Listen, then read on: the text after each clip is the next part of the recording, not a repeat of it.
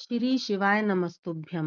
मैं नूतन शर्मा आप सभी का अपने YouTube चैनल में स्वागत करती हूँ और प्रार्थना करती हूँ कि आप सभी स्वस्थ रहें, हिट रहें, फिट रहें। दोस्तों, इस बार गणेश चतुर्थी सौभाग्य योग में मनाई जाएगी।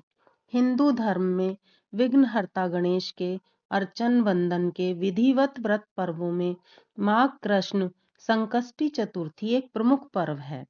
संकष्टी शब्द मूलतः संस्कृत भाषा का शब्द है जिसका अर्थ होता है कष्टों से मुक्ति दिलाने वाली तिथि, यानी सभी कष्ट दूर करते हैं श्री गणेश।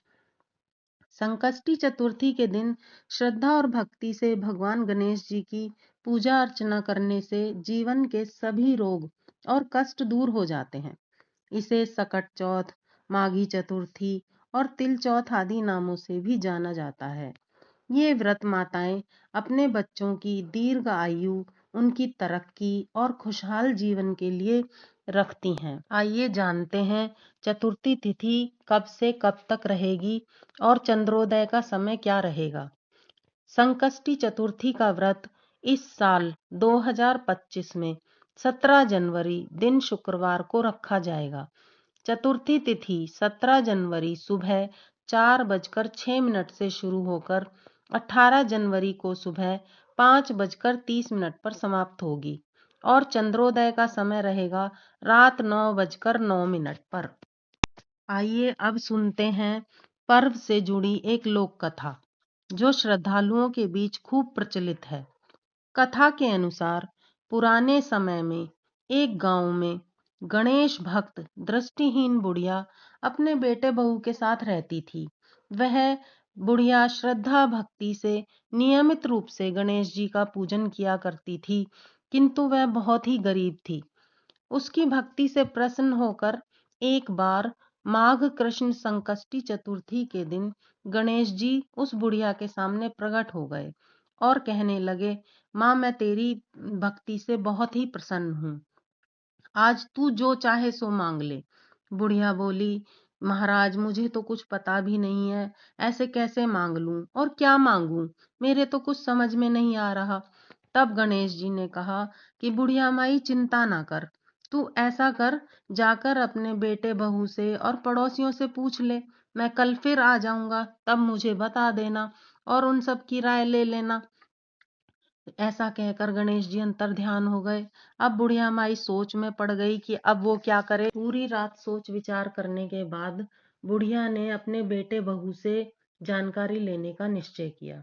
सुबह होते ही सबसे पहले गणेश जी की पूजा अर्चना करने के बाद वह अपने बेटे बहू के पास गई और उनको रात का सारा किस्सा सुनाया और कहने लगी कि गणेश जी महाराज मुझसे कह रहे हैं कि बुढ़िया माई तू कुछ भी मांग ले, तुझे सब कुछ मिलेगा।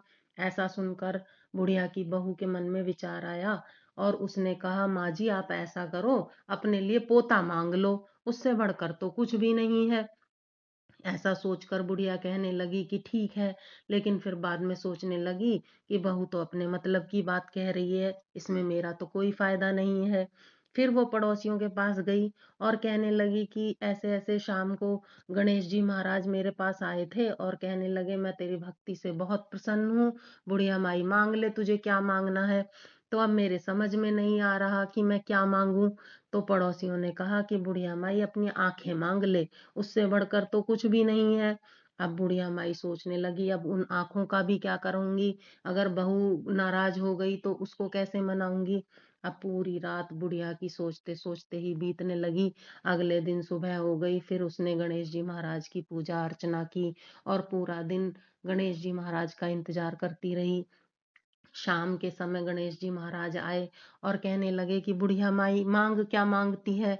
अब बुढ़िया माई ने कहा, हे गणेश जी महाराज, मैं अपने पोते को चांदी के पालने में बैठाकर चांदी के चम्मच से खीर खाते हुए देखना चाहती हूँ। बुढ़िया की ऐसी बातें सुनकर गणेश जी महाराज बोले कि बुढ़िया माई तूने तो मुझे ठग लिया। और फिर मुस्कुराते हुए बोले, तथास्तु, जैसा तूने मांगा है वैसा ही तुझको सब मिल जाएगा। ऐसा कहकर गणेश जी अंतर ध्यान हो गए। गणेश जी महाराज, जैसे तुमने बुढ़िया की सारी इच्छाएं पूरी की, ऐसे ही कथा सुनने वालों की भी सभी शुभ इच्छाओं को पूरा करना। कहते न सुनते हुंकारा भरते रहें। गणेश जी का भोग इस दिन व्रती माताएं सूर्यास्त के उपरांत चंद्रमा को अर्घ्य देकर जल, अक्षत, पुष्प, दीप, धूप, दूर्वा, रोली, मौली और पान सुपारी आदि से पूजन सामग्री से विघ्नहर्ता श्री गणेश जी और चौथ माता की विधि विधान से आराधना करती हैं। यह समय शीत ऋतु का होता है, इसलिए इस पर्व पर गणेश जी को मोतीचूर और बेसन के स्थान पर तिल के लड्डू का भोग लगाया जाता है, क्योंकि तिल उष्ण प्रवृत्ति का आहार होता है। इससे शरीर को गर्मी मिलती है। इसके साथ ही धर्म शास्त्रों में तिल को देवान अन्न की संज्ञा भी दी गई है। अगर आपको ये वीडियो अच्छी लगे तो लाइक व सब्सक्राइब अवश्य करें। कमेंट बॉक्स में गणेश जी महाराज की जय अवश्य लिखें। बोलो चौथ माता की जय, बोलो गणेश जी महाराज की जय।